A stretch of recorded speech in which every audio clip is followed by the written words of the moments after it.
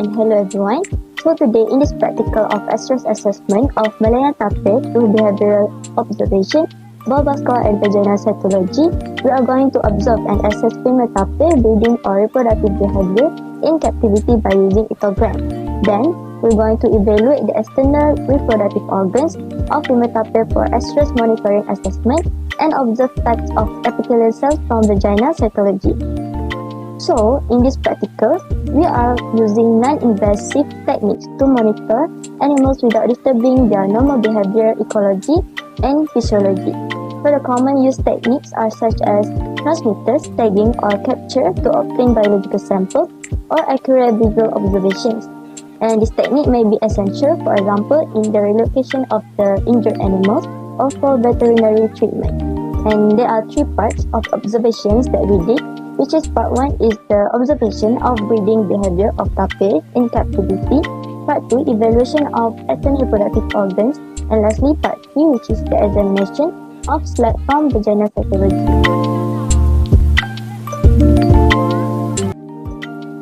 The first part of our practical we carried out is observation of breeding behavior in captivity of female tapirs. The objective that to be achieved is to observe and assess female tapir breeding or reproductive behavior in captivity using etogram driven. As we observe two female tapirs for about half an hour, we record each behavior expressed by the tapir. The first tapir we observed is Mala. As you can see the slide, the tapir we observed is shown breeding behaviors such as phlegm response and spraying urine. We identified the behavior of phlegm response by Mala by curling their upper lips for about 6 times as for 75%. Another behavior that we observe is courtship, which is spraying urine either to the air, to an object or another tapir about 2 times as for 25%. Hi, my name is Fadil and I'm going to talk about Ellie's breeding behaviors. So, Ellie is a tapir that lives in the Sungai Dusun Conservation Centre, and we have observed Ellie's behavior from outside of Ellie's enclosure. And while we are observing Ellie's behavior, we have seen that Ellie is showing several breeding behaviors ranging from spraying urine, phlegm response, smelling of genitalia and excrete, touch and bite, and also chin resting. Out of all these breeding behaviors, the breeding behaviors that is shown the most by Ellie is spraying urine, which we can see it has a frequency of occurrence of 50%.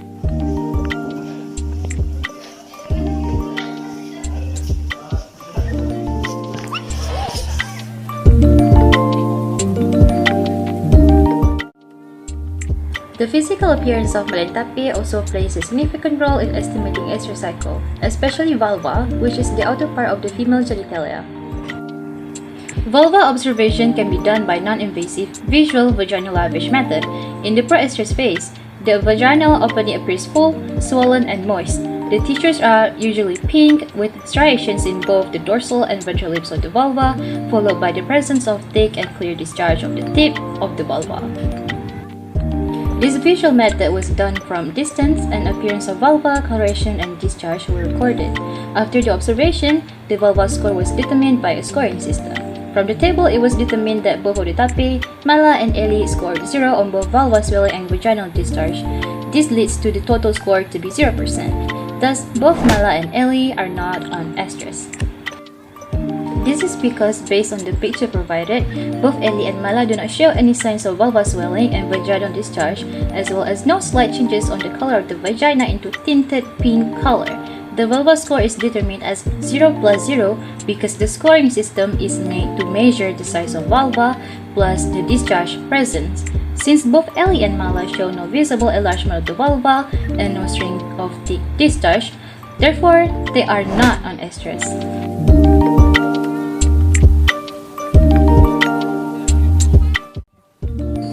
So, from the vaginal cytology method, we observe the epithelial cells of the tapir, and there are several types of the epithelial cells that we got, which is perivasal, intermediate, superficial cells, and nuclear cells, and some other cells. And and the ID that we got is Mala with the date of 4 February 2021. And for the total of parabasal cell, we got 42 with 59.15%, which is the highest one, and intermediate cell with 15 in total and 21.13%. Superficial cells with 5 in total with 7.04%, and for the anuclear cells we got 8 in total, which will give 11.27%, and the lowest cells that we got is the other cells, which is only 1, and it also contributes to the lowest percentage, which is 1.41%. And all of these epithelial cells that we got is in total is 71, and we can conclude that Mala is not on estrus during the day.